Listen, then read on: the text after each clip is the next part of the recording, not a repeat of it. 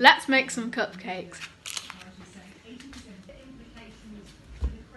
Just add 4 ounces of flour, 4 ounces of sugar, 4 ounces of butter, 2 medium-sized eggs, and a teaspoon of vanilla extract.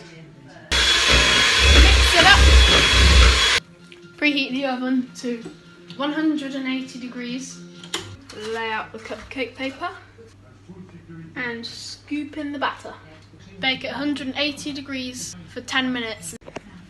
I'm using gluten-free self-raising flour for my cakes. After 10 minutes, open up the oven,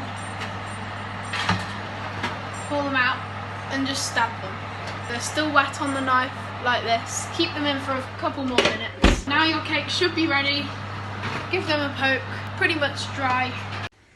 If you want, you can add icing. I'm hungry, so